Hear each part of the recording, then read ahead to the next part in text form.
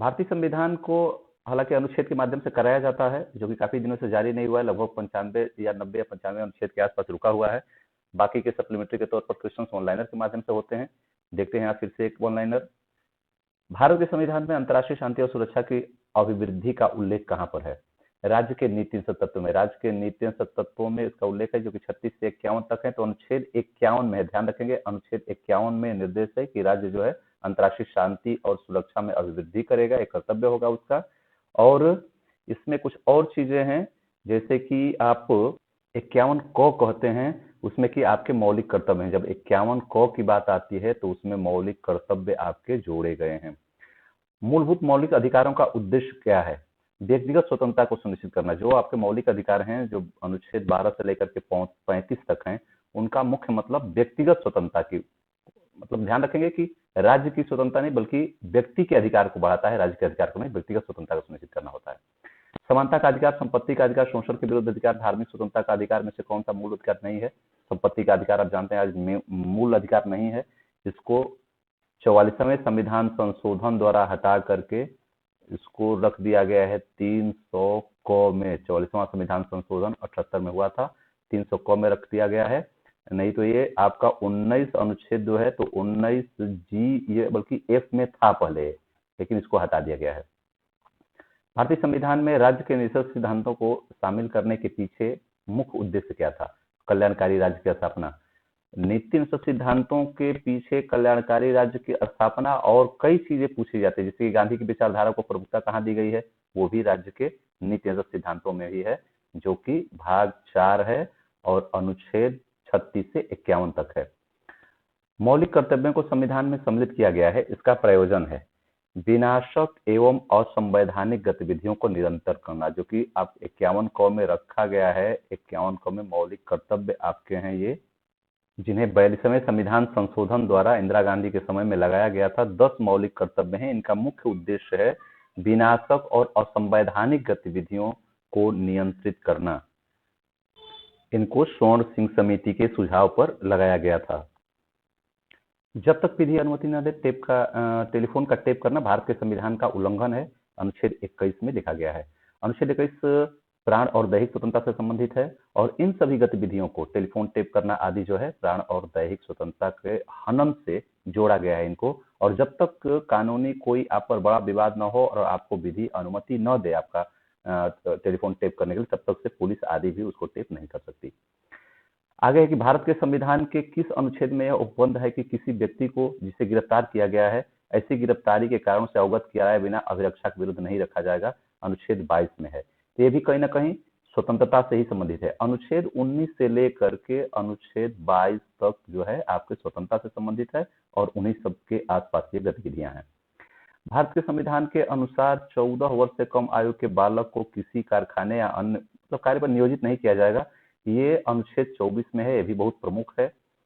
और भारत के संविधान का अनुच्छेद 19, 20, 21, 22 मतलब इन सभी अनुच्छेदों में से कौन सी प्रेस की स्वतंत्रता से संबंधित है? 19 है और 19 में भी 19A कहेंगे या 19 क कहेंगे। 19 में 6 तरह की स्वतंत्रता मिली है, उसमें से भी 19A है या 19 क। ध्यान रखेंगे कि प्रेस के स्वतंत्रता से संबंधित बात ही है, जो कि आप अभिव्यक्ति की स्वतंत्रता कहेंगे, बोलने की स्वतंत्रता कहेंगे, तो प्रेस की स्वतंत्रता से ही संबंधित हुआ। मौलिक अधिकारों के अंतर्गत कौन सा अनुच्छेद बच्चों के शोषण से संबंधित है? अभी आप देख रहे थे अनुच्छेद 24 बच्चों के शोषण से संबंधित है, लेकिन एक ध्यान रखें कि बच्चों के शोषण के विरुद्ध अधिकार अनुच्छेद 23, 24 दोनों देता है, लेकिन 23 में मानव के बालाश्रम आदि का निषेध है और 24 में बच्चों से का शोषण या बालाश्रम कराने से निषेध है। ये अंतर है दोनों में। व्यक्तिगत स्वतंत्रता के अधिकार के लिए कौन सा रीट या याचिका जो है दायर की जाती है? हेबियस कार्पस कहते हैं। हेबियस कार्पस का मतलब है बंदी प्रत्यक्षीकरण, जिसको कि 24 घंटे के अंदर सशरीर जो है उसको बंदी को जो है पेश करना होता है और आने जाने के समय को छोड़ करके दिया गया है। तो हेबियस कार्पस ये रीट है, 5 रीटों में से एक है। सुप्रीम कोर्ट और हाई कोर्ट दोनों जारी कर सकते हैं। राज्य की लोक सेवाओं में कार्यपालिका से न्यायपालिका का पृथक्करण निर्देशित किया गया है। राज्य के निश्चित तत्वों में ही कार्यपालिका और न्यायपालिका का पृथक्करण। ध्यान रखेंगे अनुच्छेद 50 है ये अनुच्छेद भी ध्यान आना चाहिए। अनुच्छेद 50 में कार्यपालिका और न्यायपालिका का पृथकीकरण किया गया है। भारतीय संविधान का अनुच्छेद 32 किससे संबंधित है? संवैधानिक उपचारों का अधिकार। बेहद ही महत्वपूर्ण अनुच्छेद है। संवैधानिक उपचारों के अधिकार को डॉक्टर अंबेडकर ने संविधान की आत्मा कहा था, जिसके जरिए आप अपने विरुद्ध हो रहे तमाम सारे जो भी अत्याचार या जो भी आपके अधिकार छीने जा रहे हों, तो उनको लेकर के आप न्यायालय में जा सकते हैं। मतलब उनके उपचार के लिए आप न्यायालय में जा सकते हैं अनुच्छेद 32 के तहत, इसलिए अति महत्वपूर्ण हो जाता है। गोवध पर केंद्र सरकार को कानून बनाने का संवैधानिक अधिकार कहां से प्राप्त होता है? नीति और सिद्धांत अनुच्छेद 48 में लिखा गया है, वो कृषि और पशुपालन से संबंधित है। उसमें लिखा गया है कि गोवंश से संबंधित या अन्य दुधारू जो पशु हैं उनकी रक्षा का दायित्व भी सरकार के ऊपर है, इसलिए ये उनको अधिकार देता है। जन्म स्थान, प्रजाति, भाषा, जाति, इनमें से कौन सी कसौटी है जो अनुच्छेद 15 में राज्य द्वारा भेदभाव वर्जित नहीं? मतलब कौन सी कसौटी है जिसके द्वारा भेदभाव वर्जित जो है उसमें, मतलब इसके आधार पर वर्जित नहीं है? तो ये भाषा नहीं है उसमें। अनुच्छेद 15 में ऐसे लिखा गया कि धर्म, नस्ल, जाति, लिंग अथवा जन्म स्थान के आधार पर कोई भेदभाव सरकार नहीं करेगा, तो उसमें भाषा का शब्द नहीं है। भारतीय संविधान का अनुच्छेद 14 भारतीय नागरिकों को गारंटी देता है कानून के सामने समानता की। आप जानते हैं 14 से लेकर के 18 तक के समानता का अधिकार है, और उसी में ये अधिकार भी है कि कानून के समक्ष सभी नागरिक समान होंगे। भारतीय संविधान का अनुच्छेद 19 क्या है? अनुच्छेद 19 जो है स्वतंत्रता से संबंधित है। 6 तरह की स्वतंत्रता आपको देता है, 7 तरह के थे तो संपत्ति वाला आपको निकाल दिया गया 24वें संविधान संशोधन द्वारा। हमारे संविधान में निर्देशक सिद्धांत, ये कानूनी अधिकारों द्वारा अपरिवर्तनीय है। अपरिवर्तनीय है का मतलब है कि आप इनके विरुद्ध अगर सरकार चाहे तो लागू करे, चाहे तो न लागू करे, इनके विरुद्ध आप अदालत में नहीं जा सकते हैं। इसीलिए कहा जाता है कि राज्य के नीति और सिद्धांत राज्य के अधिकार को बढ़ाते हैं। संपत्ति के अधिकार को मौलिक अधिकारों की सूची में किसके शासनकाल में डाला गया था? उस समय प्रधानमंत्री मोरारजी देसाई थे। 78 था, 77 में जनता पार्टी की सरकार बनी थी और पहले प्रधानमंत्री मोरारजी देसाई बने थे, और इसके बाद कुछ समय के लिए चौधरी चरण सिंह बने थे। तो मोरारजी देसाई उस समय थे। उन उदात्त आदर्शों को सजोने तथा अपनाने का कर्तव्य जिन्होंने हमारे स्वतंत्रता आंदोलन को प्रेरित किया, कहाँ पर शामिल है? मौलिक कर्तव्यों के अध्याय में इनको शामिल किया गया है। इसमें लिखा जाता है कि हमारा कर्तव्य है कि जो आदर्श हमें स्वतंत्रता के दौरान, स्वतंत्रता आंदोलन के दौरान हमें मिले, या हमारे जो महान उस समय सपूत थे जिन्होंने अपने प्राण तक न्यौछावर किए, उनके आदर्शों को अपने हृदय में सजोए रखें, ये हमारा एक कर्तव्य है। आगे है राज्य नीति के निर्देशक सिद्धांत के साथ भारतीय संविधान का कौन सा भाग? ये आसान सा भाग है। सवाल है भाग 4 है। भारतीय संविधान में कितने मौलिक कर्तव्य हैं? भारतीय संविधान में 11 मौलिक कर्तव्य हैं। 42वें संविधान संशोधन द्वारा पहले 10 लगाए गए थे स्वर्ण सिंह समिति के कहने पर, जो कि 76 में था, लेकिन अब 11 हैं। ये 11वां कर्तव्य है। हर माता पिता का कर्तव्य होगा कि अपने वो 14 साल तक के बच्चों को स्कूल जरूर भेजे, उसका एक कर्तव्य होगा। और ये 86वें संविधान संशोधन द्वारा ये 2002 में लगाया गया था। तो अब इस तरह से कुल मिलाकर के 11 मौलिक कर्तव्य आपके हो गए हैं। सर्वोच्च न्यायालय का न्यायाधीश पद ग्रहण से पूर्व शपथ लेता है संविधान और विधि की मर्यादा बनाए रखने का।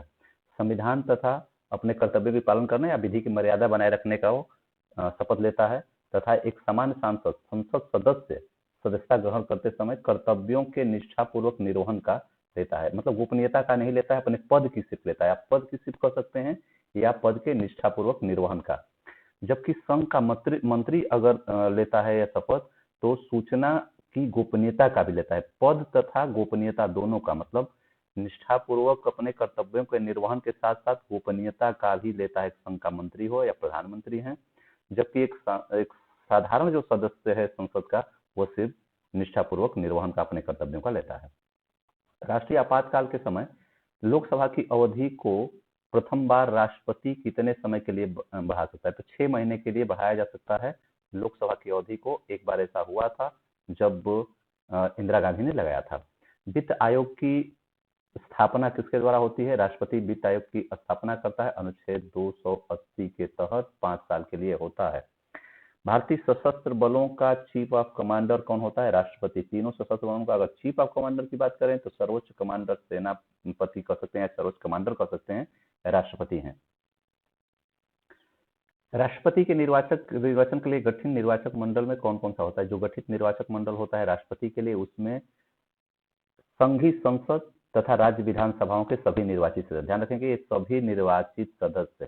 संघीय संसद का मतलब लोकसभा राज्यसभा दोनों, तो लोकसभा राज्यसभा तथा जो विधानसभाओं के निर्वाचित सदस्य सभी भाग लेते हैं। लोकसभा राज्यसभा और विधानसभाओं के निर्वाचित सदस्य भाग लेते हैं, जबकि उपराष्ट्रपति के चुनाव में लोकसभा और राज्यसभा के सभी सदस्य भाग लेते हैं। और इसमें जो हमारे यूटी हैं, यूनियन टेरिटरी, जैसे पांडिचेरी हो गया, दिल्ली हो गया और अब तो जम्मू कश्मीर भी है, उनके भी सदस्य राष्ट्रपति के निर्वाचन में उनके भी विधानसभाओं के सदस्य भाग लेते हैं। भारत के चौथे राष्ट्रपति थे बीबी गिरी।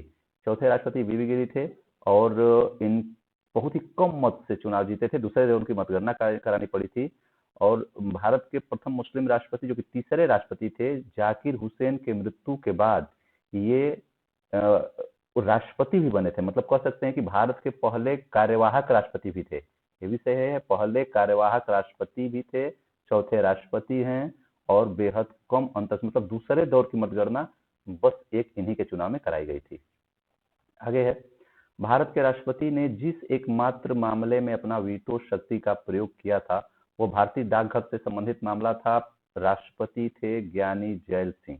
ज्ञानी जैल सिंह ने अपने वीटो का जो अधिकार होता है, मतलब जो समय सीमा नहीं है कोई विधेयक, सामान्य जो विधेयक है उनको लौटाने की जो समय सीमा निर्धारित नहीं है, यथाशीघ्र लौटा देगा राष्ट्रपति, ऐसा ही बस लिखा गया है। तो उसमें कोई समय सीमा निर्धारित नहीं होने से जरूरी नहीं कि लौटाए। इस काम को एक ही बार ज्ञानी जैल सिंह ने, भारतीय डाकघर वाला जो संशोधन विधेयक था उसको लौटाया नहीं था। अगले राष्ट्रपति जब चुन के आए थे तो उन्होंने लौटाया था सरकार को। आगे है, उस महानुभाव का नाम बताएं जो उपराष्ट्रपति बनने से पूर्व, राष्ट्रपति भी कह सकते हैं, बनने से पूर्व राजदूत अथवा उच्चायुक्त पद पर रहे। डॉक्टर जाकिर हुसैन और के आर नारायणन, ये लोग उपराष्ट्रपति बने, फिर राष्ट्रपति बने और उपराष्ट्रपति बनने से पूर्व ये लोग राजदूत अथवा उच्चायुक्त रहे। अच्छा, ध्यान रखेंगे आप कि उच्चायुक्त और राजदूत में बहुत थोड़ा सा अंतर है। राजदूत सामान्यतः किसी देश में रिप्रेजेंटेटिव जो होता है एक देश का दूसरे देश में, उसको आप राजदूत कहते हैं, जबकि कॉमनवेल्थ के देश जो हैं वो आपस में एक दूसरे में रिप्रेजेंटेटिव जो भेजते हैं तो उनको उच्चायुक्त कहा जाता है। इतना ही अंतर है। मोरारजी देसाई, चौधरी चरण सिंह, वीपी सिंह, चंद्रशेखर, इन सभी में, या पीवी नरसिम्हा राव, प्रधानमंत्री बनने से पूर्व किसी राज्य के मुख्यमंत्री नहीं रहे थे। चंद्रशेखर कोई भी बड़े पद पर नहीं रहे थे, डायरेक्ट प्रधानमंत्री बने थे। वित्त आयोग का अध्यक्ष, योजना आयोग का उपाध्यक्ष, संघ राज्य क्षेत्र का मुख्यमंत्री, इनमें से किसकी नियुक्ति भारत के राष्ट्रपति द्वारा की जाती है? वित्त आयोग के अध्यक्ष की नियुक्ति राष्ट्रपति करता है। आप जानते हैं योजना आयोग का उपाध्यक्ष जो है केंद्र सरकार कैबिनेट की बैठक में लिया जाता है, खासतौर से प्रधानमंत्री समझ लीजिए आप। संघ राज्य क्षेत्र के मुख्यमंत्रियों की नियुक्ति राज्य का राज्यपाल करता है, जबकि वित्त आयोग का अध्यक्ष जो है ये नियुक्त किया जाता है राष्ट्रपति द्वारा। राष्ट्रपति के उम्मीदवार के लिए 35 वर्ष की उम्र या पढ़ा लिखा होना या संसद चुने जाने योग्यता, इनमें से कौन सा मतलब आवश्यक नहीं है? तो पढ़ा लिखा होना आवश्यक नहीं है, बाकी आवश्यक है 35 वर्ष की उम्र चाहिए और एक लोकसभा का सदस्य चुने जाने लायक योग्यता चाहिए और भारत का नागरिक को ये भी चाहिए। कैबिनेट में शामिल होते हैं, कैबिनेट में या कैबिनेट की मीटिंग में शामिल होते हैं केवल कैबिनेट स्तर के मंत्री शामिल होते हैं। आप जानते हैं मंत्रियों की 3 श्रेणियां हैं, कैबिनेट मंत्री, राज्य मंत्री और उप मंत्री। राज्य मंत्रियों में भी 2 होता है, कुछ स्वतंत्र प्रभार और कुछ ऐसे होते हैं। उनमें से कैबिनेट की बैठक में सिर्फ कैबिनेट लेवल के मंत्री ही भाग लेते हैं। भारत के राष्ट्रपति को कार्य अवधि की समाप्ति से पूर्व भी पद से हटाया जा सकता है। जी हाँ, हटाया जा सकता है, महाभियोग द्वारा हटाया जा सकता है। या तो मतलब हटने के 3 तरीके हैं, या तो अचानक कोई डेथ वगैरह हो गया उससे खाली हो गया पद, या फिर वो अपना इस्तीफा दे दे तब, नहीं तो महाभियोग द्वारा हटाया जा सकता है। और महाभियोग लगाने के लिए एक ही कारण है, संविधान का अतिक्रमण। संविधान का अतिक्रमण दिखा करके आप महाभियोग लगाएंगे, महाभियोग दोनों सदनों से पास हो जाएगा तो राष्ट्रपति उसी दिन से अपने पद से हटा हुआ माना जाएगा। भारत में वह मंत्री जो संसद के दोनों में से किसी भी सदन का सदस्य नहीं होता तो उसे मंत्री पद से मुक्त हो जाना पड़ता है। कितने महीने बाद? 6 महीने के बाद आपको दोनों में से या तो राज्यसभा या लोकसभा का सदस्य होना पड़ता है। 6 महीने तक आप नहीं सदस्य हैं तो रह सकते हैं, इसके बाद अगर नहीं रहते हैं किसी न किसी सदन का सदस्य तो हट जाना पड़ता है। उपराष्ट्रपति, प्रधानमंत्री, राज्यपाल और मुख्य निर्वाचन आयुक्त में से भारत का राष्ट्रपति किसकी नियुक्ति नहीं करता है? उपराष्ट्रपति की नियुक्ति नहीं करता है इनमें से। ध्यान रखें, उपराष्ट्रपति की नियुक्ति नहीं होती है बल्कि उपराष्ट्रपति का चुनाव होता है और सबकी नियुक्ति होती है। देखिए, प्रधानमंत्री का की नियुक्ति होती है, प्रधानमंत्री का चुनाव नहीं होता है, संसद के रूप में चुनाव हुआ होता है, इसके बाद नियुक्त करता है राष्ट्रपति। राज्यपाल की भी नियुक्ति होती है और मुख्य निर्वाचन आयुक्त की भी नियुक्ति होती है। तो नियुक्ति, मनोनयन और चुनाव या चयन, इनमें अंतर है। भारत में राष्ट्रपति की मृत्यु, पद त्याग अथवा हटाए जाने पर पद में हुई रिक्ति को समय में क्या है भरने की, तो 6 महीना समान सा क्वेश्चन आप जानते हैं। एस राधाकृष्णन हो, बीवी गिरी या नीलम संजीव रेड्डी, ज्ञानी जैल सिंह, इनमें से सर्वसम्मति से कौन चुने गए थे? ज्ञानी जैल सिंह सर्वसम्मति से, नीलम संजीव रेड्डी चुने गए थे, एक बार ये चुनाव हार गए थे, दोबारा ये सर्वसम्मति से चुने गए थे, अर्थात निर्विरोध चुनाव इनका हुआ था। भारत में किसी राज्य में राष्ट्रपति शासन लागू किया जाता है जब राज्य का शासन संविधान के अनुसार न चलाया जा सके, मतलब राज्य का शासन संविधान के अनुसार न चल रहा हो, राज्य में असंवैधानिक स्थितियां पैदा हो गई हो, राज्य में लॉ एंड ऑर्डर मतलब कानून व्यवस्था ठीक ढंग से नहीं चल रहा हो, तो राष्ट्रपति शासन लागू किया जा सकता है। वह भी जब राज्य का राज्यपाल लिखित प्रतिवेदन राष्ट्रपति को देगा तो राष्ट्रपति वहां पर राष्ट्रपति शासन की घोषणा कर सकता है, जिसमें राज्य की विधानसभा के अधिकार संसद में शिफ्ट हो जाते हैं। संसद के दोनों सदनों का सत्रावसान करने का अधिकार इनमें से किसके पास है? आप जानते हैं राष्ट्रपति के पास है। सत्र आहूत करना मतलब सत्र बुलाना, 3 सत्र होते हैं आपके संसद के, तो सत्र आहूत करना मतलब सत्र बुलाना और सत्रावसान करना मतलब सत्र की समाप्ति की घोषणा करना, यह सब राष्ट्रपति के पास है ये अधिकार। संसद को भंग करने के लिए कौन सक्षम है? राष्ट्रपति। हालांकि ये शब्द गलत है, संसद को राष्ट्रपति भंग नहीं कर सकता बल्कि संसद में से एक सदन जो लोकसभा है उसको भंग कर सकता है। राज्यसभा स्थायी सदन है और राज्यसभा को संसद में द्वारा कानून बना के ही उसको भंग करना या उसको जो भी किया जाएगा कानून बना के ही, ऐसे नहीं। भारतीय संघ के राष्ट्रपति के पास वही संवैधानिक अधिकार हैं जो ब्रिटेन की राजा से तुलना की जाती है। ब्रिटेन के जो राजा रानी हैं उसी तरह के अधिकार मतलब सीमित अधिकार हैं राजा रानी के पास, उसी तरह से हमारे राष्ट्रपति के पास भी सीमित अधिकार हैं, कहने के लिए ज्यादा अधिकार हैं, कागजी अधिकार ज्यादा हैं, वास्तव में कम अधिकार हैं। ऐसे व्यक्ति कौन हैं जो राज्यसभा के सदस्य होते हुए राज्यसभा और लोकसभा दोनों में बोल सकते हैं? मंत्री जो भी होते हैं, चाहे वो राज्यसभा के हैं तो लोकसभा में बोल सकते हैं, लोकसभा के हैं तो राज्यसभा में बोल सकते हैं। तो वो संसद सदस्य जो किसी भी सदन का हो, अगर मंत्री है तो दोनों सदनों में बोल सकता है, दोनों सदन में उसके जवाब